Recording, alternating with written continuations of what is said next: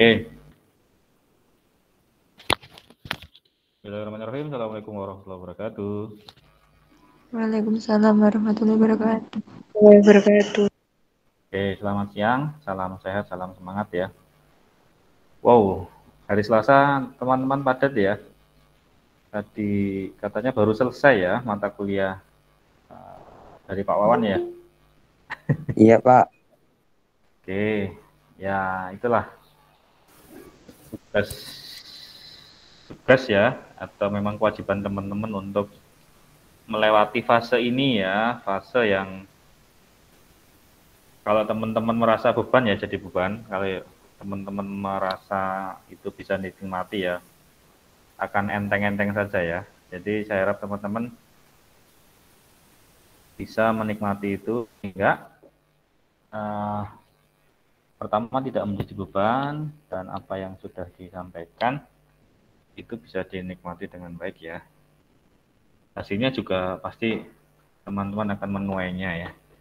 Kalau prosesnya baik, intinya siapa nandur bakal ngunduh ya. Kalau teman-teman nandur hal yang baik, semangat, termotivasi, belajar giat,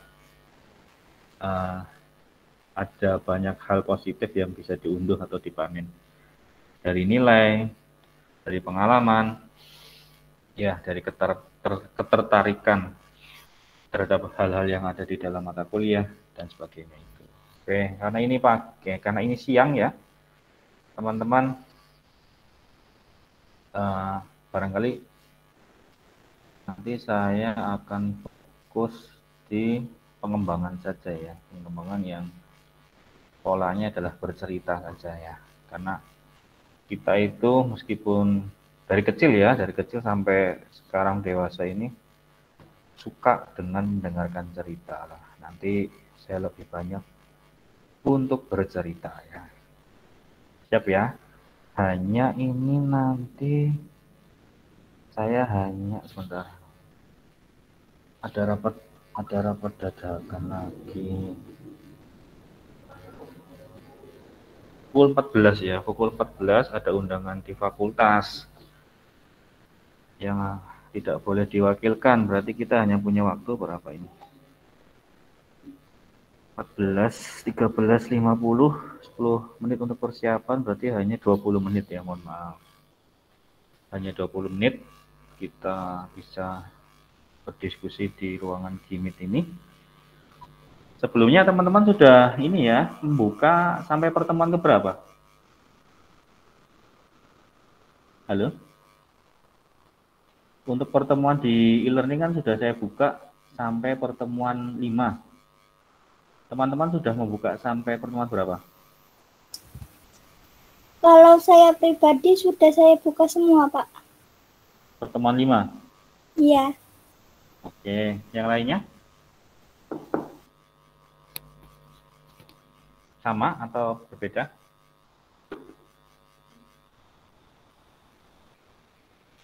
Masih 4, Pak. Pertemuan 4 ya? keempat. 4 ya? Oke, nggak apa-apa.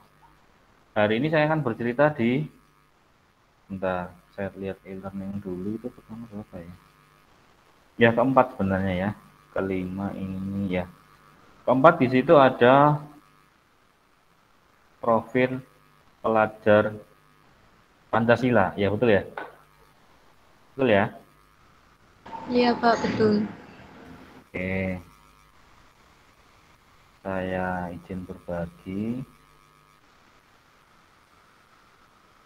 Ya. Sudah kelihatan?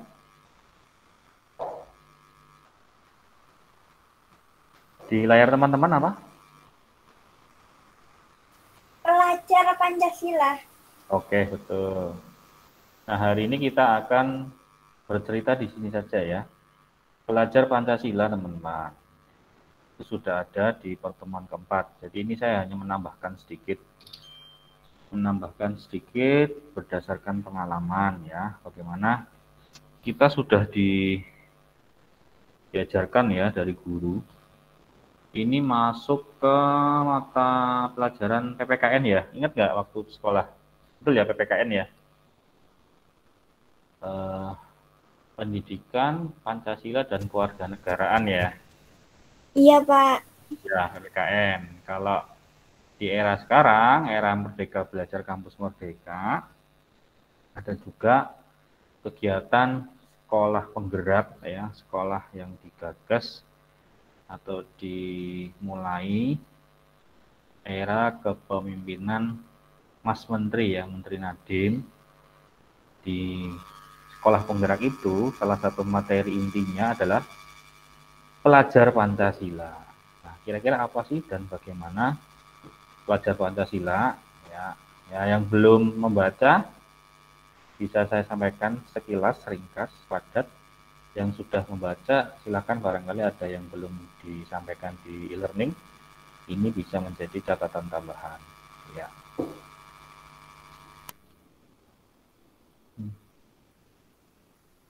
Oke, saya pakai sedikit. Nah, berbicara pelajar Pancasila, ya di situ ada 1, 2, 3, 4, 5, 6 ya. Ada 6 aspek ya, ada 6 aspek yang menjadi bagian dari profil pelajar Pancasila ya. Ini memang tujuannya untuk sekolah ya, siswa-siswa sekolah. Loh, tapi mengapa Pak disampaikan di perkuliahan ya, di semester 5 ini? Ya tentu tidak ada salahnya ya, karena Semester 3, Pak. Mohon maaf. ya, 3 ya, maaf ya. Semester 3 ini pastinya ada hubungannya ya, ketika nanti teman-teman sudah mengajar atau setelah lulus baru mengajar. Nah, wawasan ini atau pengetahuan ini bisa jadi akan berlangsung terus sampai 10-20 tahun lagi.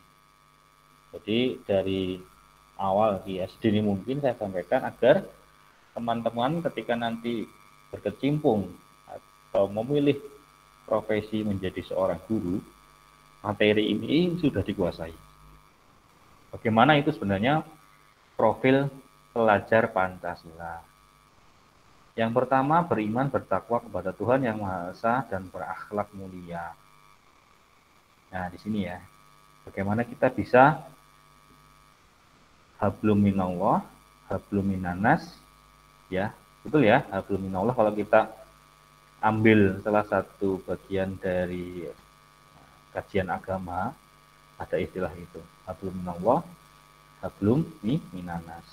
Ternyata itu menjadi poin pertama ya, poin pertama agar seseorang itu atau pelajar itu bisa menjadi profil pelajar Pancasila. Beriman, bertakwa, dan berakhlak mulia. Kalau di sini, di laman Kemendikbud, ya, jadi akhlak beragama, akhlak pribadi, akhlak pada manusia, akhlak pada alam, dan akhlak bernegara. Jadi lebih ditarik secara luas ya, lebih universal. Ada kaitannya antar manusia di dalam negeri maupun antar negara, ya, antar manusia di seluruh dunia. Sehingga dikatakan di sini antar bernegara, antar berakhlak beragama, akhlak bernegara. Sehingga kita yang dari kecil sudah beragama tertentu ya, dalam hal ini agama Islam, mencoba untuk membuka pikiran kita ya, bahwa di luar sana ya ada agama lain, ada ciri budaya yang lain, ada pola pikir yang lain. Sehingga pelajar Pancasila harus mengedepankan ini ya, akhlak beragama. Harus mengedepankan akhlak bernegara. Siapa tahu kita nggak tahu takdir ke depan.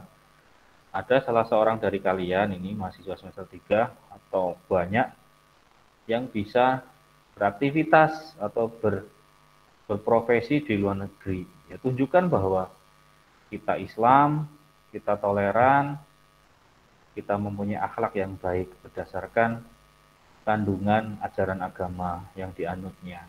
Begitu.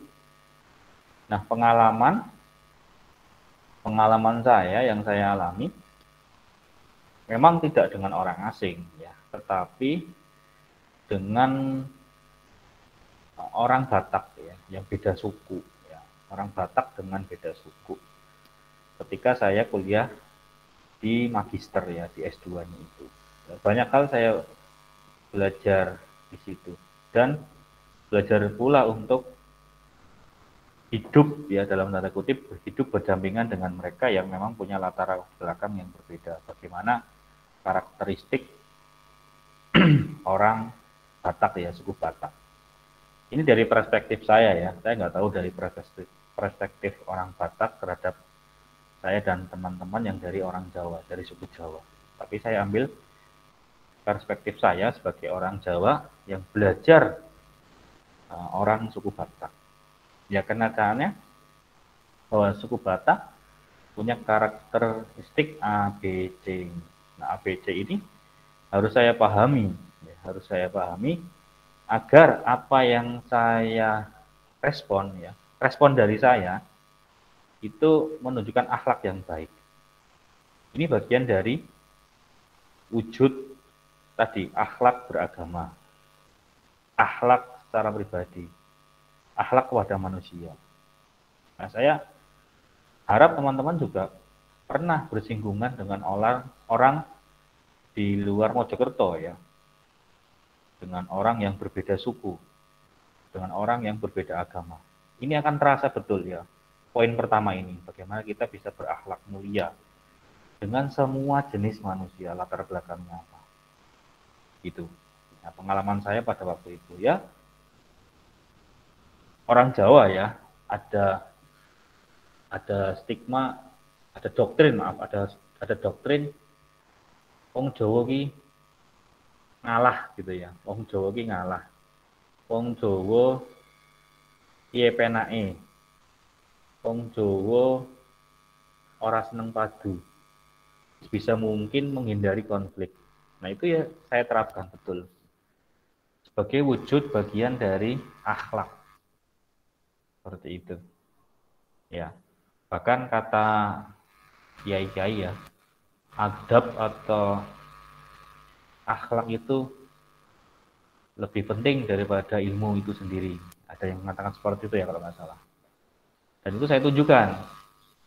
Sehingga selama saya S2 tidak ada masalah yang cukup serius, tidak menjadi suatu kendala ketika berinteraksi dengan orang suku Batak. Ya. Ini untuk menghindari gesekan-gesekan yang tidak terlalu penting, yang itu menunjukkan bahwa kita nggak toleran. Nah, sebagai wujud toleransi itu, saya mencoba memahami, ya, agar akhlak yang saya tunjukkan minimal membuat mereka nyaman, seperti itu. Yang terpenting kita sudah punya dasar, ya. Kita sudah punya dasar yang jelas ketika melakukan ini sesuai aturan. Ketika melakukan itu tidak melanggar minimal norma agama dan norma hukum. Ya. Ketika ngomong ini, ketika makan itu tidak melanggar norma agama dan norma hukum. Gitu. Itu poin pertama. Poin yang kedua, kebinekaan global ya.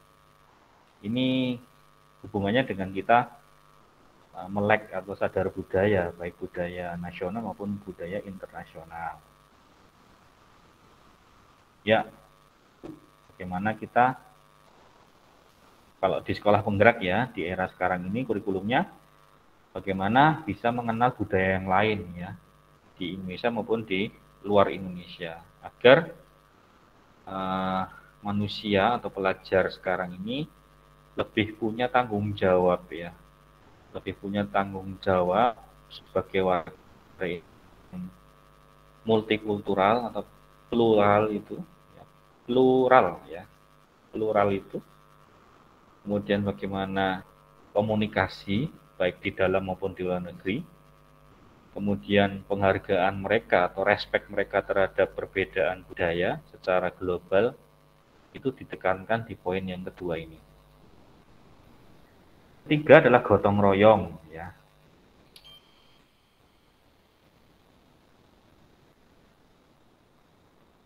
Ya, gotong royong ya. Gotong royong ini Ini adalah bagian dari profil pelajar Pancasila. Kuncinya ada 3 di sini. Kolaborasi, kepedulian, dan berbagi. Kolaborasi itu bekerjasama ya, antar sesama manusia. Peduli itu ada muncul rasa simpati dan empati. Kemudian rasa ingin untuk berbagi, bersedekah, menyampaikan ilmu, bercerita seperti ini bagian dari berbagi. Nah, komponen penting agar sikap gotong royong ini bisa terwujud di profil pelajar Pancasila adalah kolaborasi, kepedulian, dan berbagi. Nah, saya harap teman-teman di sini juga memiliki ketiga rasa itu ya, ketiga sikap itu, agar gotong royong itu sesuai di jalan yang benar ya.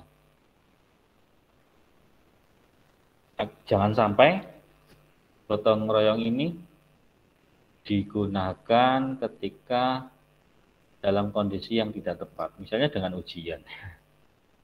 Ketika ujian ya tentunya tidak gotong royong ya, kecuali memang sifatnya terbuka ujiannya itu boleh berkelompok.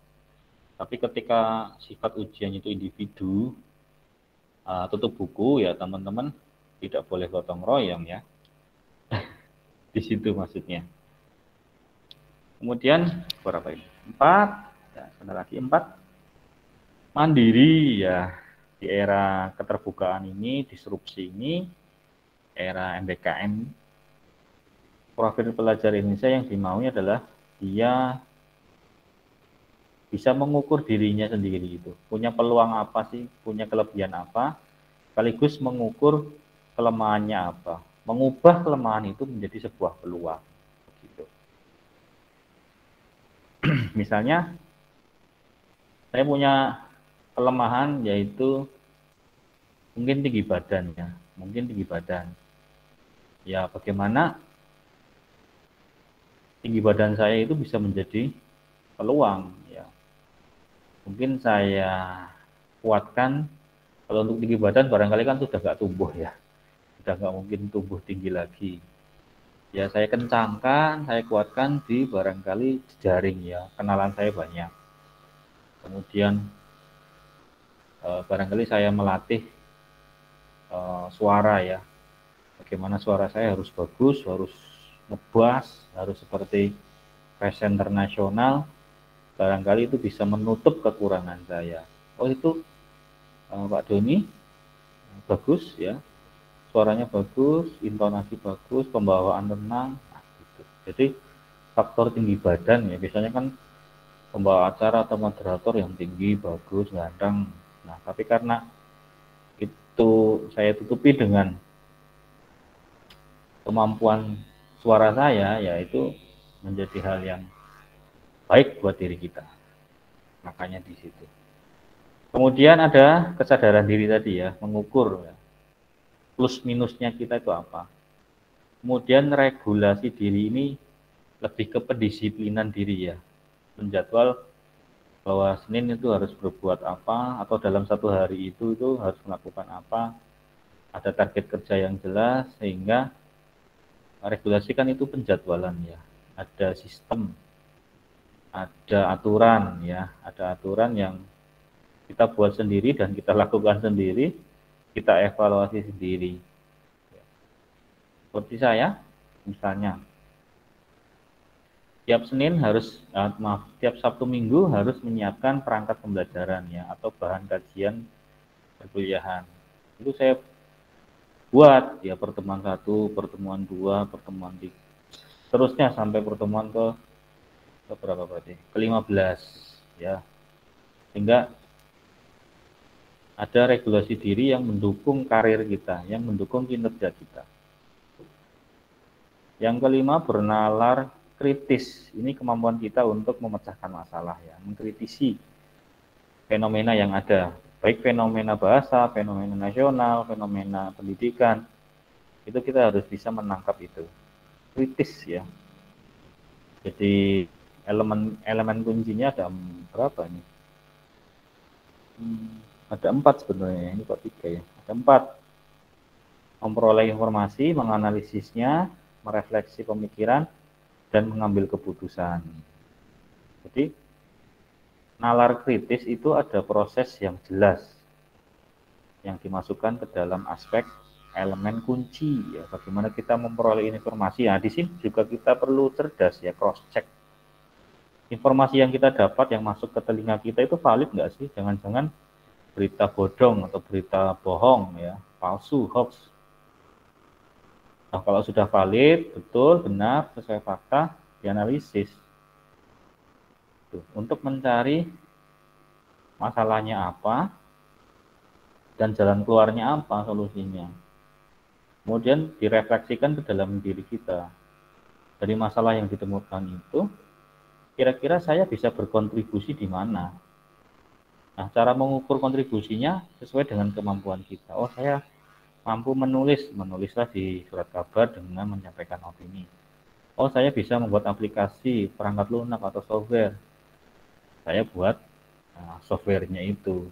Untuk berkontribusi menjadi jalan solusi, jalan tengahnya, memecahkan masalah itu. Dan segera mengambil keputusan. Karena ini masalah cepat begitu ya, yang merebak, harus segera diambil keputusan agar efektif penanganannya. Sebagaimana pandemi ini ya, orang-orang harus di lockdown, di tes swab, karantina, diobati di rumah sakit, sampai pada proses penelitian virusnya itu untuk menjadi bahan pembuatan vaksin. Itu kan prosesnya cepat. Itu contohnya di sekitar kita di situ ya, pandemi, pemerintah membuat aturan 5M itu, kemudian vaksin itu bagian dari kita bernalar kritis, menemukan masalah dan memecahkan masalah. Begitu. Nomor 6 terakhir, kreatif. Bagaimana pelajar Pancasila dituntut untuk kreatif, yang menciptakan sesuatu yang original, hasil karya sendiri, tanpa adanya duplikasi, dan menghasilkan karya yang monumental atau bentar ya, iya Pak. Halo. Nah, ini isi ngajar Pak aku, sorry. Iki jam loro mari kok, jam loro mari. Sampai nang ndi? Orang kaya Pak. Iki bar mari jam loro langsung rono, meluncur. Oke. Oh turu. Lah sampai nang ndi? Paing ndi? Oh iya. Iya Pak. Oke, yuk.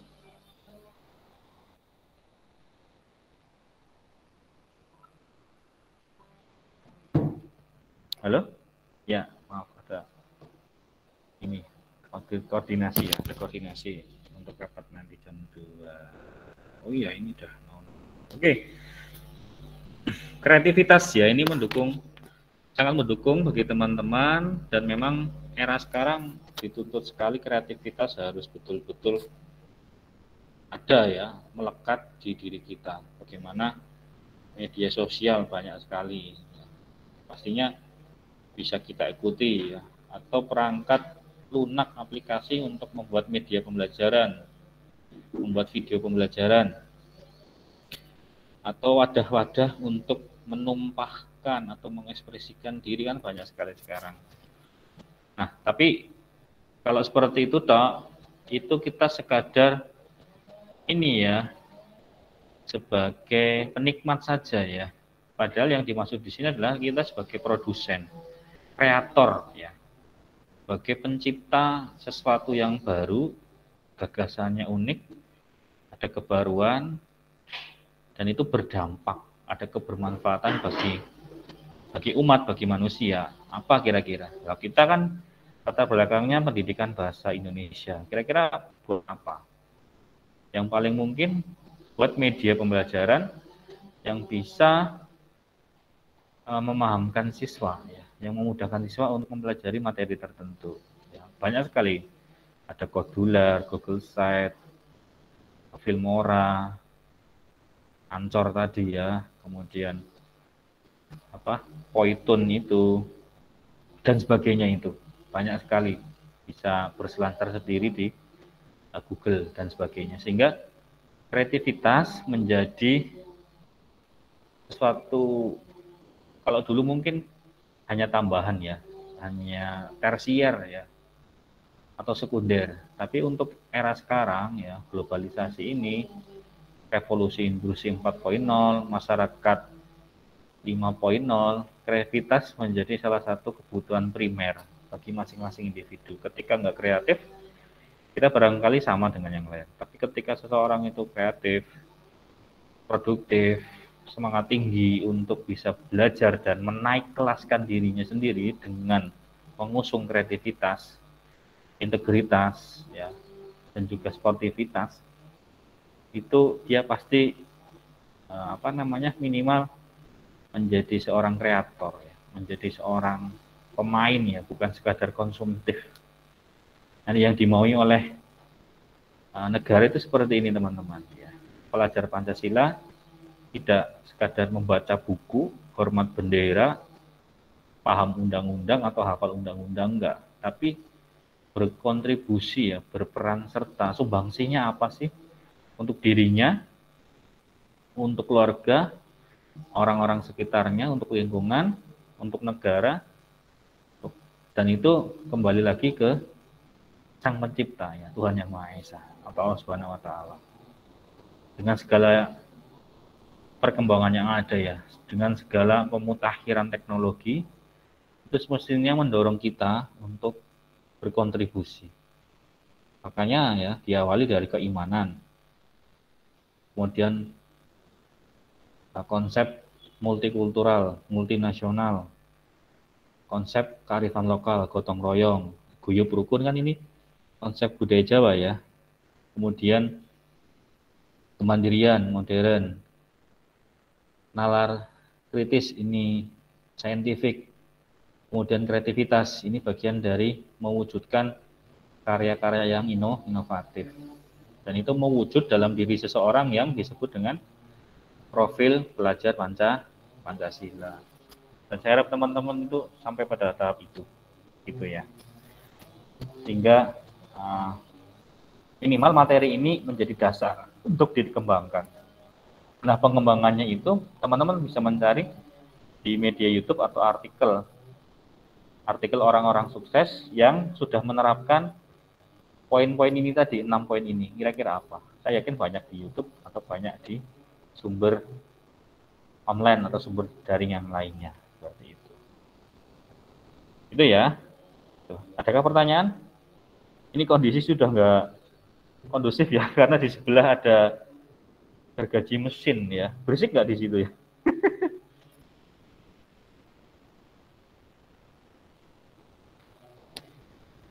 Terdengar nggak itu ya, gergaji mesinnya ini? Begitu untuk profil pelajar Pancasila, minimal teman-teman membacanya itu sehingga konteks untuk implementasinya ada dasarnya. Oh, teorinya ini, tinggal nanti pencapaian dari praktiknya itu apa, gitu. Ya, dan itu bisa disampaikan ke adikmu ya, adik-adikmu itu atau ponakan atau siapapun yang masih ada di sekolah dari SD sampai ke SMA, itu bisa disampaikan. Oh, ini ternyata Dek, sambil cerita, kiranya itu bisa menginspirasi. Berarti teman-teman sudah menjadi agen perubahan ya, yang mendukung visi misi ya dari Kemendikbud agar setiap orang Indonesia memiliki profil pelajar Pancasila. Begitu. Silakan kalau ada pertanyaan.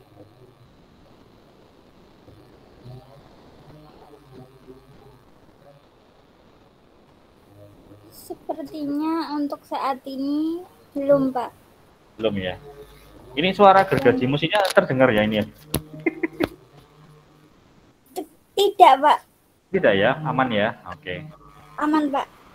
Oke. Berarti tadi suara saya juga terdengar, soalnya dari tadi pas saya presentasi, ini gergaji mesinnya bunyi terus. Aman ya? Aman, Pak. Oke.